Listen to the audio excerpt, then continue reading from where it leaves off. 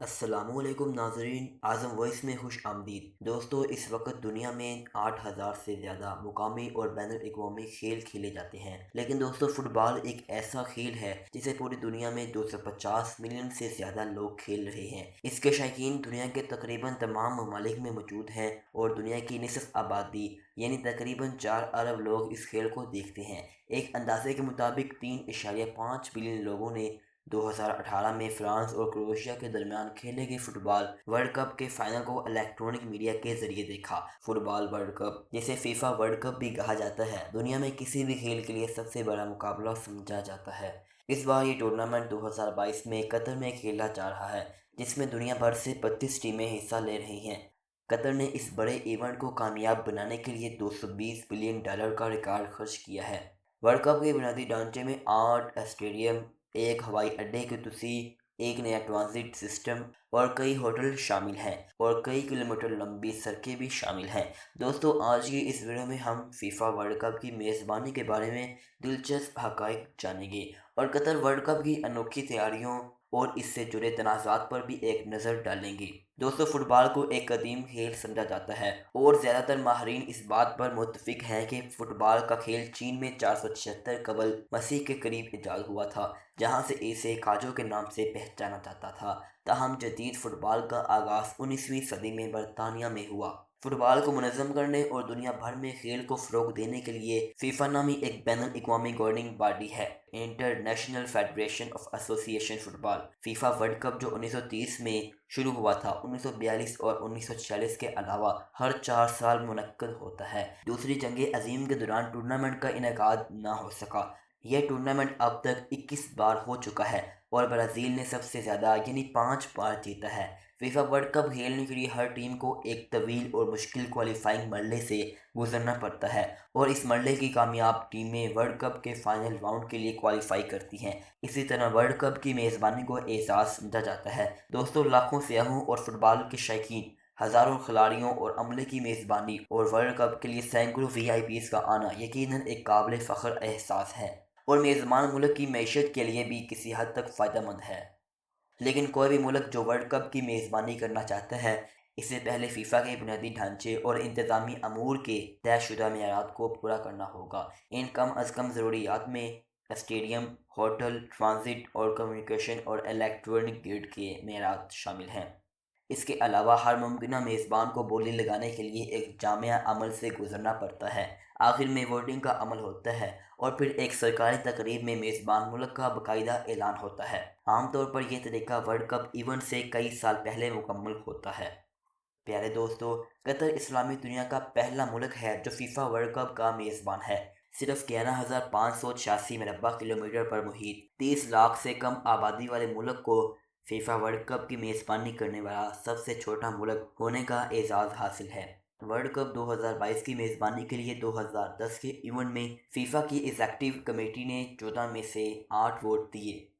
Event کی میزبانی کے لیے امریکہ، جنوبی کوریا، آسٹریلیا اور جاپان کی بجائے قطر کو منتخب کیا گیا۔ قطر کی قومی فٹ بال ٹیم ابھی تک کسی بھی ایک فیفا ورلڈ کپ کے لیے کوالیفائی نہیں کر پائی، تاہم فیفا کے قوانین کے مطابق میزبان ملک کوالیفائنگ راؤنڈ کھیلے بغیر ورلڈ کپ کے لیے کوالیفائی کر لیتا ہے۔ اب قطر کی ٹیم پہلی بار ورلڈ کپ کھیل رہی ہے۔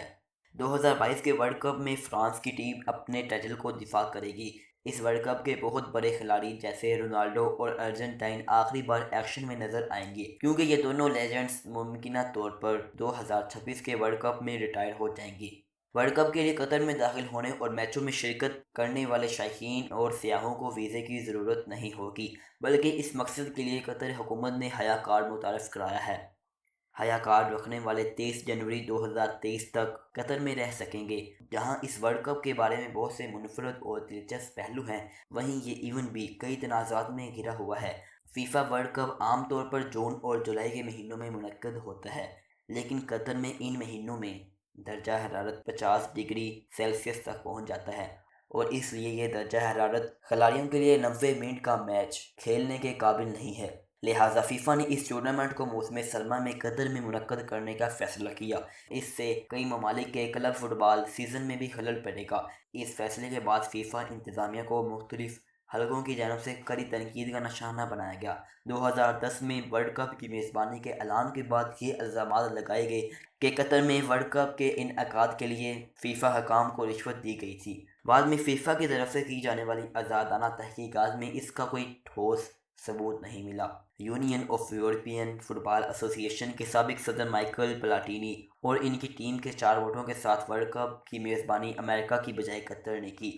انہوں نے کہا کہ قطر ٹورنامنٹ کی میزبانی کے لیے بہت چھوٹا ملک ہے اور فٹ بال ورلڈ کپ اس کے لیے بہت بڑا ہے۔ اس کے علاوہ ان نئے منصوبوں پر کام کرنے والے 30,000 غیر ملکی کارکنوں کے ساتھ ہونے والے سلوک پر بھی قطر کی حکومت کو تنقید کا نشانہ بنایا گیا ہے۔ 2016 میں انسانی حقوق کی تنظیم نے قطر پر جبری مشقت کا الزام لگایا تھا۔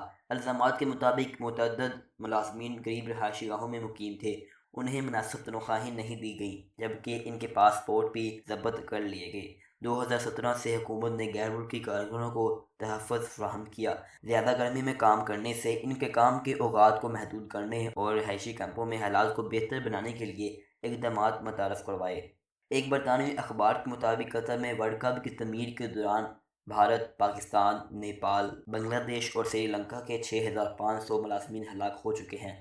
تاہم قطر کی انتظامیہ کا کہنا ہے کہ 2014 سے 2020 کے درمیان ورلڈ کپ اسٹیڈیم میں کام کرنے والے 37 کارکن ہلاک ہوئے ہیں، لیکن ان میں سے 34 کام کے دوران نہیں تھے۔ تاہم تقریباً ہر بڑے ٹورنامنٹ یا ایونٹ میں اعتراضات عام ہیں اور میزبان کی طرف سے ان کا دفاع بھی کیا جاتا ہے۔ دوستو، میزبان ممالک کی جانب سے ورلڈ کپ کی تیاریاں اور اس موقع پر نئے انفراسٹرکچر کی تعمیر کا معاملہ ہمیشہ ہی رہا ہے، جیسا کہ میزبان روس نے 2018 کے ورلڈ کپ میں ورلڈ کپ کی تیاریوں پر $11.6 بلین خرچ کیے اور برازیل نے 2014 کے ورلڈ کپ پر $15 بلین خرچ کیے تھے۔ لیکن حیرت کی بات یہ ہے کہ قطر 2022 کے فیفا ورلڈ کپ پر تقریباً $220 بلین خرچ کر رہا ہے۔ عام طور پر اسٹیڈیم کی تعمیر یا موجودہ اسٹیڈیم کی اپ گریڈیشن سے وابستہ اخراجات ورلڈ کپ کی کل لاگت کا ایک بڑا حصہ ہوتے ہیں، لیکن قطر میں اسٹیڈیم کی لاگت کا تخمینہ $10 بلین کے قریب ہے، جبکہ بقیہ $210 بلین جدید ترین انفراسٹرکچر کی تعمیر پر خرچ کیے جا رہے ہیں، جو بالواسطہ قطر نیشنل ویژن 2030 منصوبے کا حصہ ہے، جس کا مقصد قطر کو ایک جدید ترقی یافتہ ممالک بنانا ہے اور لوگوں کے لیے اعلیٰ معیار زندگی فراہم کرنا ہے۔ ورلڈ کپ کے مہمانوں کے ہوٹلوں اور ریستورانوں کی تعمیر، جدید ترین transport system, road network, shopping centres اور دیگر تفریحی مقامات بنائے گئے ہیں۔ یہ تمام انفراسٹرکچر ورلڈ کپ کے بعد بھی قطر کے شہریوں کو سہولیات فراہم کرتا رہے گا۔ قطر نے اس ورلڈ کپ کے لیے 8 اسٹیڈیم بنائے ہیں۔ گرمی سے بچنے کے لیے ہر اسٹیڈیم میں جدید ترین ایئر کنڈیشنر سسٹم ہے، جو اسٹیڈیم کا درجہ حرارت 27 ڈگری سینٹی گریڈ برقرار رکھے گا۔ دلچسپ بات یہ ہے کہ ہر اسٹیڈیم کا ڈیزائن عرب ورثے کے منفرد پہلو کی عکاسی کرتا ہے۔ ان میں سے زیادہ تر اسٹیڈیم ماڈیولر ڈیزائن کے ساتھ اس طرح بنائے گئے ہیں کہ انہیں ٹورنامنٹ کے بعد دوبارہ ترتیب دیا جائے اور کسی اور مقصد کے لیے استعمال کیا جائے۔ ٹورنامنٹ کے بعد ان اسٹیڈیم سے تقریباً 1,70,000 نشستیں الگ کی جائیں گی اور ترقی پذیر ممالک کو ان کے کھیلوں کے بنیادی ڈھانچے کو ترقی دینے میں مدد فراہم کی جائے گی۔